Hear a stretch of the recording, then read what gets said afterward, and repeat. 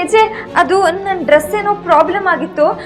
ಇಲ್ಲೇ ನಿಮ್ಮ ರೂಮ್ ಹತ್ರನೇ ಹೋಗ್ತಾ ಇದ್ದೆ, ಯಾರಾದರೂ ಬಂದರೆ ಅಂತ ಲಾಕ್ ಮಾಡಿಕೊಂಡೆ. ಏಜೆ ನೀವು ಡೋರ್ ತೆಗಿ ಅಂದರೆ ಈಗಲೇ ತೆಗಿತೀನಿ. It's okay, take your time. ನನಗೆ ಅಲ್ಲಿ ಟೇಬಲ್ ಮೇಲೆ ಒಂದು ಫೈಲ್ ಇದೆ, ಅದೊಂದು ಕೊಡು, ನಾವು ಹೊರಡ್ತೀನಿ.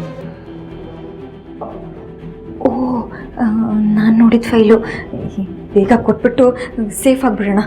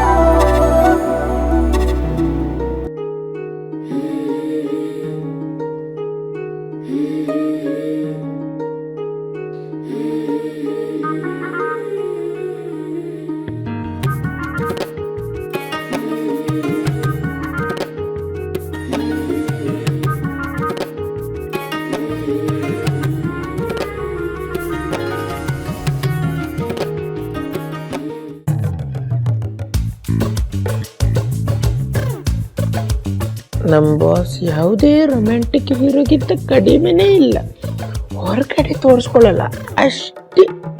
ಟೈಮ್ಗೆ ಏನೇನು ಮಾಡಬೇಕು ಎಲ್ಲ ಬಿಡದೆ ಮಾಡ್ತಾರೆ. ಅಲ್ಲ ಕೃಷ್ಣ,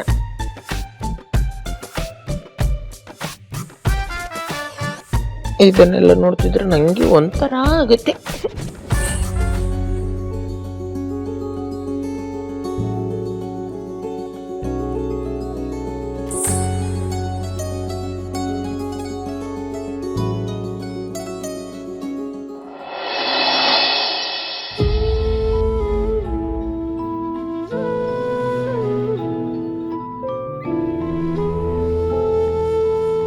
ಚಂದ್ರಶೇಖರ್ ಸ್ವಾಮಿಗಳೇ, ಏನು ಯೋಚನೆ ಮಾಡ್ತಾ ಇದೆಯಾ? ಇನ್ಯಾರ ಬಗ್ಗೆ? ರೇವತಿ ಬಗ್ಗೆನೇ ಚಿಂತೆ. ತುಂಬ ಯೋಚನೆ ಮಾಡಬೇಡಿ, ದೇವರಿದ್ದಾನೆ. ಆದರೂ ಎಲ್ಲೋ ಒಂದು ಕಡೆ ಒಂದು ಚಿಕ್ಕ ಸಂದೇಹ, ಒಂದು ಭಯ ಇರುತ್ತಲ್ಲ ಕೌಸಲ್ಯ. ಆಫೀಸಲ್ಲೂ ನಾನು ಹೀಗೆ ಇದ್ದೆ, ಜಯರಾಮ ಬಂದಿದ್ದ, ಪದೇ ಪದೇ ನಮ್ಮ ರೇವತಿ ವಿಷಯದಲ್ಲಿ ಹೀಗೆ ಆಗ್ತಾ ಇದೆ ಅಂದರೆ ಅವಳ ಜಾತಕದಲ್ಲಿ ಏನೋ ದೋಷ ಇರ್ಬೋದು, ಒಳ್ಳೆ ಕಡೆ ತೋರಿಸ್ಕೊಳ್ಳಿ ಎಂದ. ಅದ್ರ ಬಗ್ಗೆ ಯೋಚನೆ ಮಾಡ್ತಾ ಇದ್ದೆ. ನೋಡಿ, ದೋಷ ಇರೋದು ನನ್ನ ಮಗಳ ಜಾತಕದಲ್ಲ, ನಿಮ್ಮ ಮಗಳ ಬುದ್ಧಿನಲ್ಲಿ. ರೇವತಿ ಬುದ್ಧಿಲಿ ಏನೇ ದೋಷ ಇದೆ? ಯಾರ ಬಗ್ಗೆ ಹೇಳ್ತಾ ಇದೀಯ ನೀನು? ಇನ್ಯಾರ ಬಗ್ಗೆ ಹೇಳಿರಿ?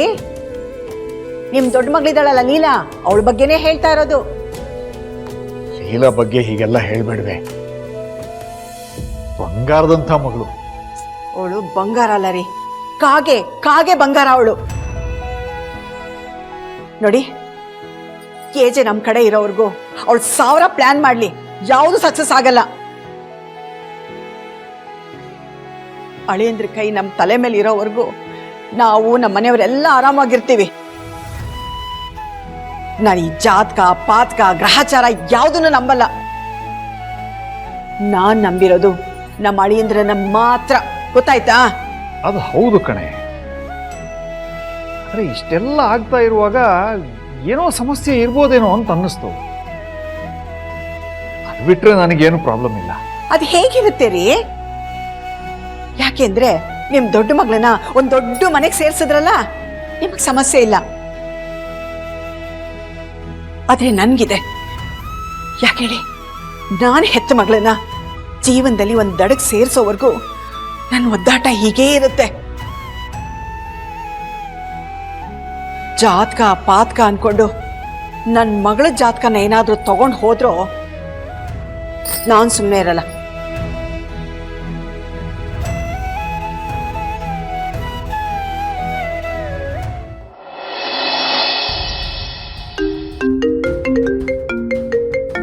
ಅರೆ, ನನ್ನ ಕಾಲೇಜ್ ಫ್ರೆಂಡ್ ಅನಿತಾ, ಇವಳೇನು ಇಷ್ಟು ವರ್ಷ ಆದಮೇಲೆ ಕಾಲ್ ಮಾಡಿದ್ದಾಳೆ. Hello, hi Anita, what a surprise. ಏನೇ ಇಷ್ಟು ವರ್ಷ ಆದ್ಮೇಲೆ ಕಾಲ್ ಮಾಡಿದ್ಯಾ? ಹೇಗಿದ್ಯಾ? ನಾನ್ ಚೆನ್ನಾಗಿದ್ದೀನಿ ಕಣೆ, ನೀನ್ ಹೇಗಿದೀಯ ಅಂತ ಕೇಳೋಕ್ ಫೋನ್ ಮಾಡಿದೆ. ನಾನು ಹೇಗಿದ್ಯಾ ಅಂತ ಕೇಳೋದಕ್ಕೆ ಇಷ್ಟು ವರ್ಷ ಆದ್ಮೇಲೆ ಕಾಲ್ ಮಾಡಿದ್ಯಾ? ನನ್ಗೆ ಅರ್ಥ ಆಗ್ತಿಲ್ಲ.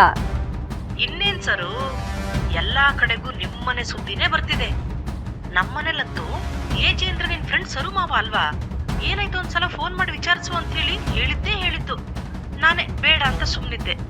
ಆದ್ರೆ ಪಾಪ ನೀನ್ ಎಷ್ಟು ನೋವಲ್ಲಿರ್ತೀಯೋ ಏನೋ ಅಂತೇಳಿ ಫೋನ್ ಮಾಡಿದೆ ಕಣೆ. ನೋವಾ? ನನಗ್ಯಾಕೆ ನೋವಾಗಬೇಕು? ವಾಟ್ ಸರು, ಇಷ್ಟೆಲ್ಲ ಆಗಿದೆ, ನ್ಯೂಸಲ್ಲೆಲ್ಲ ಏಜೆ ಸುದ್ದಿನೇ ಬರ್ತಾ ಇದೆ. ನಿನಗೆ ಅವಮಾನ ಅನ್ಸಲ್ವಾ? ಅವ್ರ ಸೊಸೆಯಾಗಿ ನೀನ್ ತಲೆ ಎತ್ಕೊಂಡು ಓಡಾಡಕ್ಕಾಗುತ್ತಾ? ನಾವು ತಲೆ ಎತ್ಕೊಂಡು ಓಡಾಡ್ದಿರೋ ಹಾಗೆ ನಮ್ಮ ಏಜೆ ಏನ್ ಮಾಡಿದ್ದಾರೆ? ಏನ್ ಸರು ಹಿಂಗಂದ್ಬಿಟ್ಟೆ? ಇಷ್ಟು ದಿನ ಎಲ್ರನ್ನೂ ಏಜೆನ ದೇವ್ರು ಅಂತ ಹೇಳ್ತಾ ಇದ್ರು, ಆದ್ರೆ ಈಗ ಇಷ್ಟೆಲ್ಲ ಆಗಿದೆ, ಈಗ್ಲೂ ನೀನು ಏನ್ ಮಾಡಿದ್ದಾರೆ ನಮ್ಮ ಮಾವ ಅಂತ ಕೇಳ್ತಿದೀಯ. ನಿನ್ನ ಜಾಗದಲ್ಲಿ ನಾನೇನಾದ್ರೂ ಇದ್ದಿದ್ರೆ ಇಷ್ಟೊತ್ತಿಗೆ ಏಜೆ ಮನೆ ಬಿಟ್ಟು ತವ್ರ ಮನೆ ಸೇರ್ಕೊಂಡಿರ್ತಿದ್ದೆ. ಶಡಪ್. ನಿನ್ನ ಫ್ರೆಂಡನ್ನು ಒಂದೇ ಒಂದು ಕಾರಣಕ್ಕೆ ಇಷ್ಟೊತ್ತವರೆಗೂ ಹಲ್ ಕಚ್ಕೊಂಡು ಮಾತಾಡಿದ್ದೀನಿ. ಏನಂದೆ ನೀನು? ನೀನೇನಾದ್ರೂ ನನ್ನ ಜಾಗದಲ್ಲಿ ಇದ್ದಿದ್ರೆ ತವ್ರ ಮನೆಗೆ ಸೇರ್ಕೋತಾ ಇದ್ಯಾ? ನಾನೇನಾದ್ರೂ ನಿನ್ನ ತವ್ರ ಮನೆಯಲ್ಲಿ ಇದ್ದಿದ್ರೆ ನಿನ್ನ ಮನೆ ಒಳಗಡೆನೂ ಬಿಟ್ಕೋತಾ ಇರ್ಲಿಲ್ಲ. ಮೊದಲು ನಿಮ್ಮ ಮನೆಯವ್ರನ್ನ ನಂಬೋದನ್ನ ಕಲಿ, ಆಮೇಲೆ ಬೇರೆಯವ್ರಿಗೆ ಬಿಟ್ಟು ಉಪದೇಶ ಕೊಡ್ವೆಂತೆ. ನಿಮ್ಮ ಮನೆಯವ್ರನ್ನೇ ನೀನು ನಂಬಲಿಲ್ಲ ಅಂದ್ರೆ ನಿನ್ಗೆ ಆ ಮನೆಯಲ್ಲಿರೋ ಅರ್ಹತೆನೇ ಇಲ್ಲ ಅಂತ ಅರ್ಥ. ಏಜೆ ಅಂದ್ರೆ ಏನು ಅನ್ಕೊಂಡಿದ್ಯಾ ನೀನು? ನಾವು ಅವ್ರ ಸೊಸೆರೇ ಇರ್ಬೋದು, ಆದರೆ ಒಂದ್ಸಲನೂ ಅವ್ರು ನಮ್ಮನ್ನ ಮಾವನ್ ಥರ ನೋಡ್ಕೊಂಡೇ ಇಲ್ಲ. ಸ್ವಂತ ಮಕ್ಕಳು ತಪ್ಪು ಮಾಡಿದ್ರೆ ಹೇಗೆ ತಿದ್ದಿ ಬುದ್ಧಿ ಹೇಳ್ತಾರೋ ಹಾಗೆ ಅವರು ನಾವು ಮಾಡೋ ಪ್ರತಿ ತಪ್ಪನ್ನು ತಿದ್ದಿ ಬುದ್ಧಿ ಹೇಳಿ ನಮ್ಮ ಬೆನ್ನ ಹಿಂದೆ ನಿಂತಿದ್ದಾರೆ. ಇಷ್ಟು ವರ್ಷ ಆದ್ರೂ ಸರು ಅಂತ ನೀನು ನನಗೆ ಕಾಲ್ ಮಾಡಿದ್ಯಲ್ಲ, ಅದು ಸರು ಅನ್ನೋ ಹೆಸರಿಗಲ್ಲ, ಸರು ಹಿಂದೆ ಇರೋ ಏಜೆ ಅನ್ನೋ ಶಕ್ತಿಗೆ. ಇನ್ನೊಂದ್ಸಲಿ ಜಾಸ್ತಿ ಮಾತಾಡ್ದೆ ಅಂದ್ರೆ ಮ್ಯಾಪಲ್ಲಿ ನಿನ್ನ ಲೊಕೇಶನ್ ಹುಡ್ಕೊಂಡು ಬಂದು ನಿನ್ನ ನಾಲ್ಗೆ ಕಿತ್ತಾಕ್ತೀನಿ. ಇಡು ಫೋನು.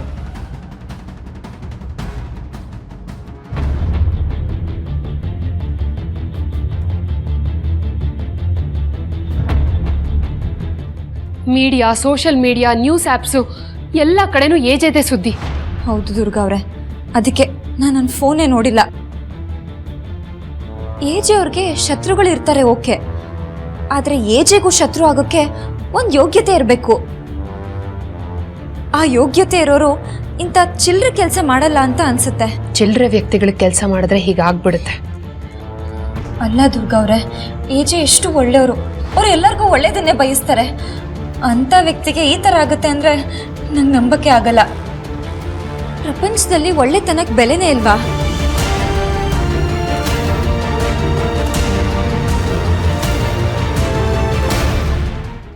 ಏನು ಗ್ಯಾರಂಟಿ ಹಿಟ್ಲರ್ ಕಲ್ಯಾಣ